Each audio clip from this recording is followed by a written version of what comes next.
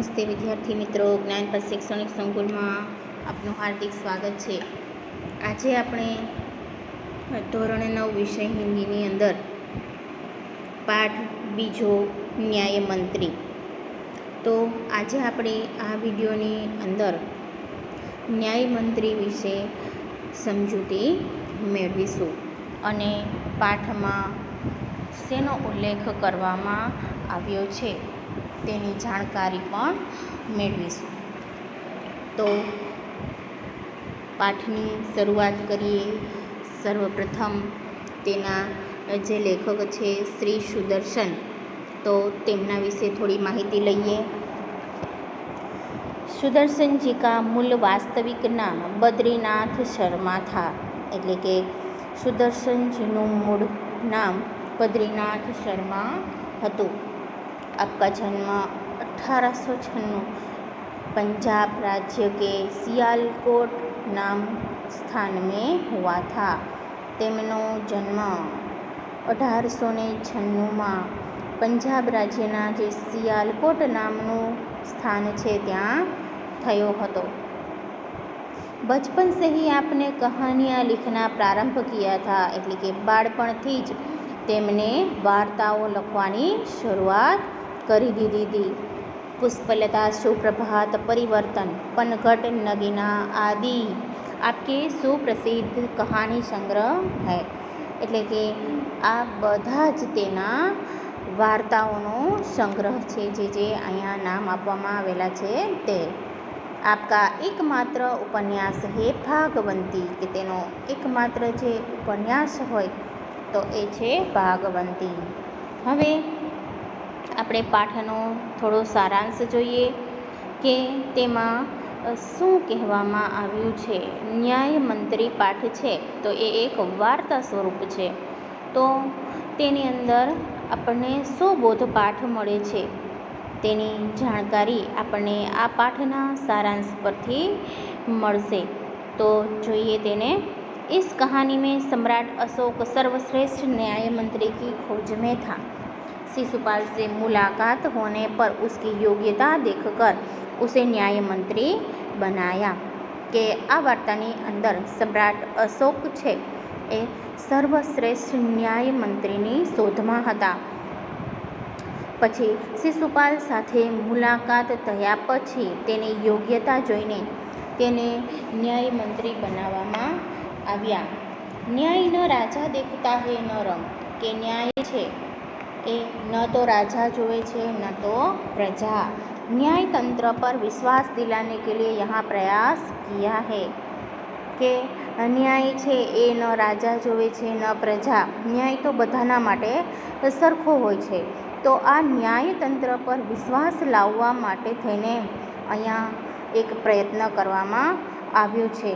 नई पीढ़ी के लिए इस प्रेरक कहानी द्वारा न्याय तंत्र की जिम्मेदारी का भी महत्व समझाया गया है. કે હવે જે આ નવી પેઢી છે તેના માટે એક પ્રેરણારૂપ કહાની બની રહે અને પોતાની શું જવાબદારી હોય છે તેનું મહત્ત્વ બતાવતો પાઠ પણ અહીંયા આપણે જોઈશું અને તેની સમજૂતી પણ હવે મેળવીશું.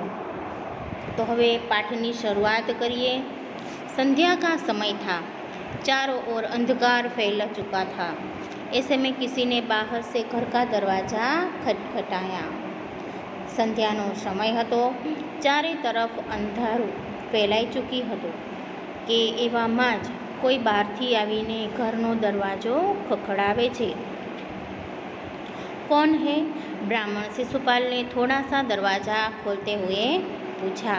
કે કોણ છે એમ કરીને બ્રાહ્મણ આ શિશુપાલ છે એને થોડોક દરવાજો ખોલીને પૂછ્યું. એક પરદેશી બહાર સે આવાજ આવી, કે બહારથી એવો અવાજ આવે છે કે એક પરદેશી. क्या मुझे रात काटने के लिए स्थान मिल जाएगा? કે એવું કહે છે કે શું અહીંયા એક રાત માટે થઈને મને અહીંયા સ્થાન મળી શકશે? जैसे ही शिशुपाल ने पूरा दरवाज़ा खोला उनके सामने एक नव युवक खड़ा था. उन्होंने मुस्कुराकर कहा, यह मेरा सौभाग्य है। अतिथि के चरणों से यह घर पवित्र हो जाएगा। आइए पधारिए। કે જેવા શિશુપાલ છે એ આખો દરવાજો ખોલે છે, એની સામે એક નવયુવાન ઊભો હોય છે અને તે હસીને એવું કહે છે કે આ તો મારું સૌભાગ્ય છે કે અતિથિના જે મહેમાનના ચરણ સ્પર્શથી મારું ઘર છે એ પવિત્ર થઈ જશે। આવો અને પધારો એવું કહે છે। अतिथि को लेकर शिशुपाल घर में गए और उनका आदर सत्कार किया। કે આ આવેલા નવયુવાનને લઈને શિશુપાલ છે પોતાના ઘરની અંદર જાય છે અને તેને આદર સત્કાર કે માન સન્માન સાથે બેસાડે છે। फिर दोनों उस समय देश की अवस्था पर बातें करने लगे। કે ત્યારે શું કરે છે કે આ બંને જણા દેશની જે પરિસ્થિતિ છે તેના વિશે बातचीत કરવા લાગે છે। शिशुपाल ने कहा, आजकल बड़ा अन्याय हो रहा है, परंतु परदेसी इस बात से सहमत न था। शिशुपाल એવું કહે છે કે આજે આ દેશની અંદર ખૂબ જ અન્યાય થઈ રહ્યો છે, પણ આ પરદેશી આ જે નવયુવાન છે એ તેની વાત સાથે સહમત નથી। वह बोला, दोष निकालना तो सुगम है, परंतु कुछ करके दिखाना कठिन है। शिशुपाल बोले, अवसर मिले तो दिखा दो कि न्याय किसे कहते हैं। કે ત્યારે આ બોલે છે જે નવયુવાન છે કે દોષ કાઢવો સરળ છે, પણ એ જે દોષ છે કંઈક કરીને બતાવવું એ મુશ્કેલ છે। અને આ સાંભળીને શિશુપાલ એવું કહે છે કે જો અવસર મને મળે તો હું બતાવી દઉં કે ન્યાય કોને કહેવાય। તો આપ અવસર ચાહતે हैं? हाँ, अवसर चाहता हूँ। फिर कोई अन्याय नहीं होगा? बिल्कुल नहीं। कोई अपराधी दंड से न बचेगा? नहीं। परदेसी ने मुस्कुराकर कहा, यह बहुत कठिन काम है। કે આ વાતચીતની અંદર જે બંને વાતો કરે છે તો કહે છે કે શું તમે એ મોકો મળે, એ અવસર મળે તેની રાહ જુઓ છો? તો કે હા, હું એ અવસરની રાહ જોઉં છું। તો એવું કહે છે કે પછી શું કોઈ જાતનો અન્યાય નહીં થાય? તો કે ના, શિશુપાલ કહે છે કે ના, પછી એવો અન્યાય થશે નહીં। કોઈ અપરાધી દંડ સે ન બચેગા, કે શું કોઈ અપરાધી છે એ દંડથી બચી શકશે નહીં? તો કે ના। કે આ પરદેશી છે એ હસીને જવાબ આપે છે કે આ તો ખૂબ જ મુશ્કેલ કામ છે। ब्राह्मण के लिए कुछ भी कठिन नहीं, मैं न्याय का डंका बजाकर दिखा दूँ। કે બ્રાહ્મણ માટે કોઈ પણ કામ મુશ્કેલ નથી, હું ન્યાયનો ડંકો વગાડીને હું દેખાડી દઉં। परदेसी धीरे से मुस्कुराए पर कुछ न बोले। फिर कुछ देर बाद से वे सो गए। કે આ જે પરદેશી છે એ ધીમેથી હસીને કંઈ બોલતા નથી અને પછી તે સૂઈ જાય છે। સુબહ ઉઠકર परदेसी ने शिशुपाल को धन्यवाद देकर उनसे विदा ली। કે સવારમાં ઉઠીને આ જે પરદેશી છે એને શિશુપાલને ધન્યવાદ આપીને ત્યાંથી વિદાય લીધી। कुछ दिनों बाद शिशुपाल के घर कुछ सिपाही आए और उन्हें दरबार में चलने के लिए कहा। शिशुपाल सहम गए।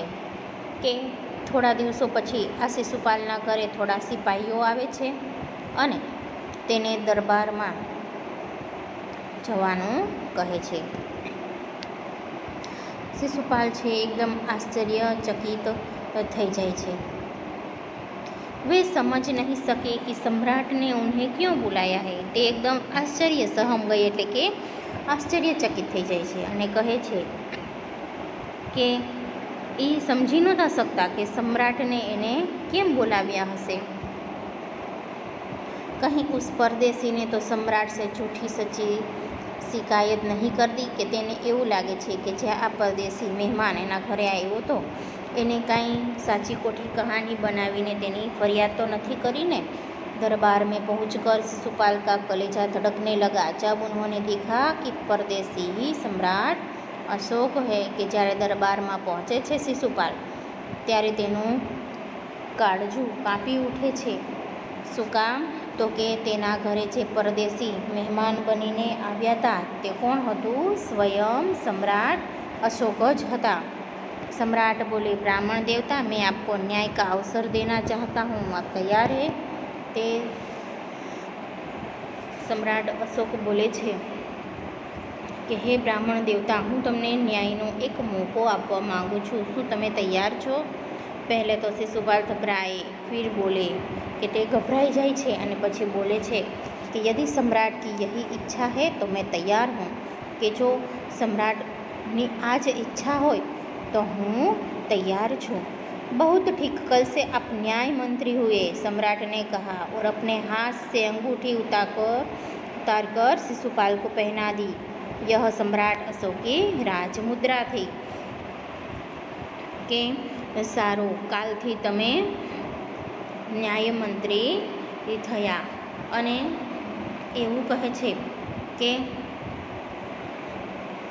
એવું કહીને જે સમ્રાટ અશોક છે પોતાના હાથની જે વીંટી છે એ ઉતારીને આ શિશુપાલને આપે છે અને એ પોતાની શું હતી? તો કે રાજમુદ્રા હતી।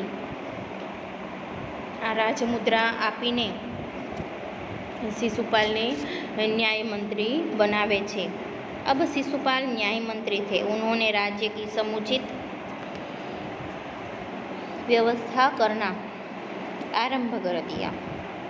उनके सुप्रबंध से राज्य में पूरी तरह शांति रहने लगी कि हवे शिशुपाल छे ए न्याय मंत्री बनी गया था અને પોતાના રાજ્યની જે સરસ વ્યવસ્થા કરવાનો તેને શરૂઆત કરી દીધી હતી અને સરસ પ્રબંધ પણ કરવા લાગ્યા અને તેના લીધે રાજ્યમાં પૂરી શાંતિ ફેલાવા લાગી।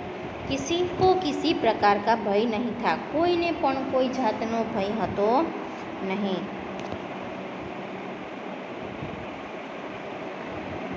लोग दरवाजे तक खुले छोड़ जाते थे। चारों तरफ न्याय मंत्री के सुप्रबंध और न्याय की धूम मच गई કે કોઈને કોઈ જાતનો ડર હતો નહીં। બધા લોકો દરવાજા પણ ખુલ્લા મૂકીને રહેતા હતા અને ચારે બાજુ આ ન્યાય મંત્રી છે તેની સરસ આયોજન અને વ્યવસ્થાને અને સાથે સાથે ન્યાયની પણ પ્રશંસા થવા લાગે છે। लगभग 1 महीने बाद किसी ने रात में एक पहरेदार की हत्या कर दी। सुबह होते ही यह बात चारों तरफ फैल गई कि 1 महीना પછી કોઈએ રાતની અંદર એક રાતે એક સિપાહી છે તેની હત્યા કરી નાખે છે અને સવાર થતાની સાથે જ આ વાત છે એ ચારો તરફ ફેલાઈ ગઈ। लोग बड़े हैरान थे कि બધા લોકો ખૂબ જ हैरान परेशान હતા। शिशुपाल की तो नींद ही उड़ गई कि આ शिशुपाल છે એની તો ઊંઘ ઉડી गई। उन्होंने खाना पीना छोड़कर अपराधी का पता लगाने में रात दिन एक कर लिया कि તેને ખાવા પીવાનું મૂકીને આ अपराधीની તપાસમાં रात दिवस एक કરી નાખ્યો। बहुत प्रयत्न करने के बाद जब अपराधी का पता चला तो शिशुपाल के आश्चर्य का ठिकाना न रहा कि खूब ज प्रयत्नों કર્યા પછી તેને अपराधी કોણ છે તેની ખબર પડે છે તો शिशुपाल ने तो आश्चर्यનો पार न રહ્યો। स्वयं सम्राट ने उस पहरेदार की हत्या की थी कि स्वयं सम्राट अशोक છે તેને જ આ સિપાહીની હત્યા કરી હતી। એ જ अपराधी હતા। सम्राट को अपराधी घोषित करना बहुत ही कठिन काम था। शिशुपाल करे भी तो क्या करे कि आ सम्राट ने अपराधी ઘોષિત કરવા એ ખૂબ જ કઠિન કામ હતું. પણ शिशुपाल करे तो पण ते શું કરે? एक और वे न्याय मंत्री थे और दूसरी ओर सम्राट के सेवक. કે એક બાજુ એ ન્યાય મંત્રી હતા અને બીજી બાજુ એ सम्राट अशोकना सेवक પણ હતા. परंतु न्याय की दृष्टि में सम्राट और साधारण व्यक्ति में कोई अंतर नहीं होता. પણ એવું કહે છે કે ન્યાય તો બધા માટે સરખો, અને ન્યાયની દૃષ્ટિથી જો જોઈએ તો કોઈ સાધારણ વ્યક્તિ કે કોઈ સમ્રાટ એનામાં કોઈ વધારે અંતર રાખવાનું હતું નહીં. अगले दिन शिशुपाल दरबार में पहुँचे. सम्राट अशोक सिंहासन पर बैठे हुए थे. आते ही उन्होंने शिशुपाल से पूछा, अपराधी का पता चला? કે બીજા દિવસે शिशुपाल છે એ દરબારની અંદર આવે છે અને સમ્રાટ અશોક જે સિંહાસન પર બેઠેલા હોય છે અને ત્યારે शिशुपालને પૂછે છે કે શું અપરાધીની ખબર પડી? કોણ છે એ અપરાધી? न्याय मंत्री ने साहसपूर्वक कहा, जी हाँ चल गया. કે ન્યાય મંત્રી કહે છે એકદમ સાહસથી કહે છે કે हाँ खबर पड़ी गई कौन છે अपराधी. तो फिर उसे उपस्थित करो કે તો એને અહીંયા हाजिर करो. न्याय मंत्री कुछ रुके, फिर अपने उच्च अधिकारी को संकेत करते हुए बोले, तनवीर इन्हें गिरफ्तार कर लो, मैं आज्ञा देता हूँ. કે ન્યાયમંત્રી છે થોડા રોકાઈને એમ કહે છે અને પછી પોતાના જે ઉચ્ચ અધિકારી છે તેને ઈશારાથી એવું કહે છે કે આની ધરપકડ કરી લ્યો એવી હું આજ્ઞા આપું છું. સંકેત સમ્રાટ की ओर था કે એનો ઈશારો કેના તરફ હતો? સમ્રાટ અશોક तरफ. दरबार में निस्तब्धता छा गई. सम्राट का चेहरा क्रोध से लाल हो गया. वे सिंहासन से खड़े हो गए और बोले, इतना साहस? કે એકદમ દરબારની અંદર તો નિસ્તબ્ધતા એટલે કે શાંતિ છવાઈ ગઈ અને સમ્રાટ અશોકનો ચહેરો છે ક્રોધથી લાલ થઈ ગયો અને તે સિંહાસન પરથી ઊભા થઈને બોલે છે કે આવું સાહસ? न्याय मंत्री ने ऐसा भाव प्रकट किया जैसे कुछ सुना ही न हो. કે આ ન્યાય મંત્રી છે એને તો એવા હાવભાવ બતાવે છે કે જાણે તેને કાંઈ સાંભળ્યું જ ન હોય. उन्होंने अपने शब्दों को फिर दोहराया, धनवीर देखते हो क्या? अपराधी को गिरफ्तार करो. કે ન્યાય મંત્રી છે પાછા બીજી વાર આ શબ્દો કાઢે છે કે સામે શું જુએ છે કે તેને गिरफ्तार કરી લ્યો, ધરપકડ કરો તેની. दूसरे ही क्षण सम्राट के हाथों में हथकड़ी पड़ गई. કે બીજી જ ક્ષણે આ સમ્રાટના હાથમાં હાથકડી પહેરાવી દીધી. न्याय मंत्री ने कहा, अशोक तुम पर पहरेदार की हत्या का आरोप लगाया जाता है, तुम इसका क्या उत्तर देते हो? सम्राट होठ काटकर रह गए. કે કહે છે ન્યાય મંત્રી આ અશોકને કે તમારા પર આ સિપાહીની જે તમે હત્યા કરી છે તેનો આરોપ લગાવવામાં આવે છે અને તમારું એમાં શું કહેવાનું થાય છે? ત્યારે સમ્રાટ અશોક છે એ એકદમ આશ્ચર્યમાં પડી જાય છે. હોઠ કાટ કર રહી ગઈ એટલે કે આશ્ચર્યમાં પડવું. न्याय मंत्री ने फिर पूछा, तो अपराध स्वीकार करते हो? हाँ, मैंने उसे मारा अवश्य है, पर उद्दंड था. सम्राट का उत्तर था. ત્યારે સમ્રાટ અશોક એને એવું કહે છે કે હા મેં જ એની હત્યા કરી છે. પણ શું કામ? તો કે ઉદ્દંડ એટલે કે તે અવિવેકી હતો એટલા માટે થઈને મેં એની હત્યા કરી છે. तुमने एक कर्मचारी की हत्या की है, तुम अपराधी हो, तुम्हें मृत्युदंड दिया जाता है. न्याय मंत्री ने निर्णय लिया કે તે તમે એક રાજકર્મચારી છે એની હત્યા કરી છે અને તમે અપરાધી છો, તમને મૃત્યુદંડની સજા આપવામાં આવે છે એવો મારો નિર્ણય છે. સભા में सन्नाटा छा गया. કે સભાની અંદર એકદમ શાંતિ છવાઈ જાય છે. न्याय मंत्री का निर्णय सुन सम्राट ने सिर झुका लिया. वे तो स्वयं शिशुपाल की परीक्षा में सफल हो गए थे. सम्राट का हृदय ऐसे व्यक्ति को पाकर गदगद हो गया. કે ન્યાયમંત્રી છે એનો નિર્ણય સાંભળીને સમ્રાટ અશોક છે એ માથું નમાવી દે છે અને તે તો શિશુપાલની પરીક્ષામાં સફળ થઈ ગયા હતા. સમ્રાટ કા હૃદય ऐसे व्यक्ति को पाकर गदगद એટલે કે એકદમ પોતે भाव विभोर થઈ જાય છે.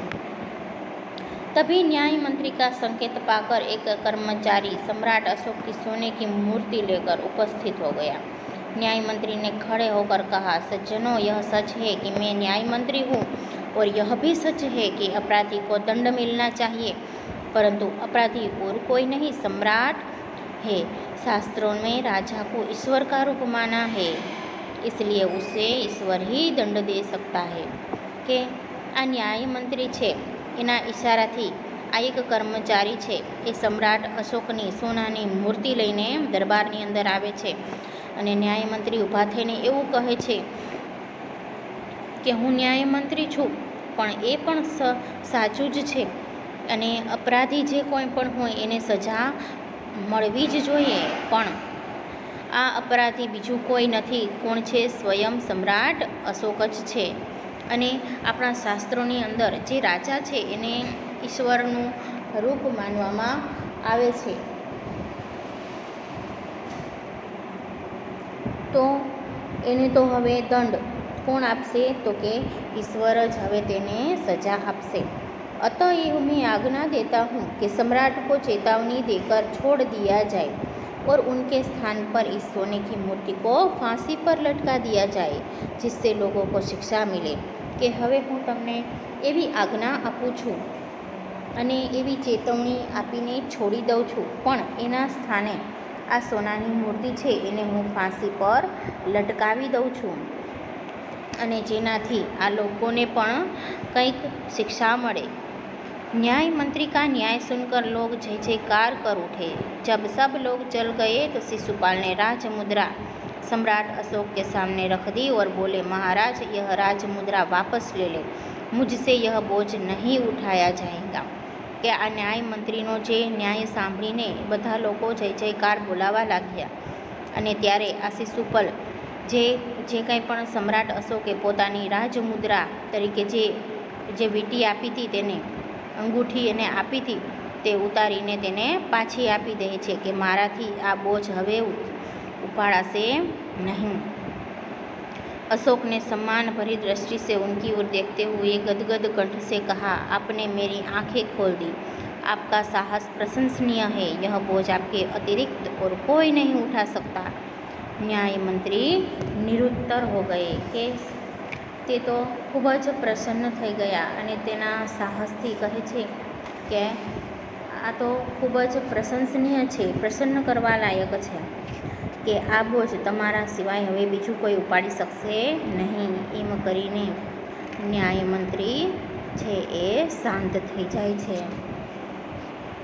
તો હવે આ વાર્તા સ્વરૂપ આ પાઠની અંદર આપણને એ શીખવા મળે છે કે ન્યાય છે એ બધાના માટે સમાન હોવું જોઈએ, કાયદો છે એ બધાના માટે સમાન હોવો જોઈએ અને ન્યાય છે એ ન કે રાજા કે પ્રજા કોઈમાં કાંઈ અંતર હોવું જોઈએ નહીં, બધા માટે સમાન છે એવું આપણને આ પાઠમાંથી શીખવા મળે છે. તો આપણો આજનો આ પાઠ અહીં પૂરો થાય છે અને હવે ત્યાર પછીના વિડીયોની અંદર આપણે ત્યાર પછીના યુનિટની હવે ચર્ચા કરીશું અને સાથે સાથે સમજૂતી પણ મેળવીશું. અસ્તુ.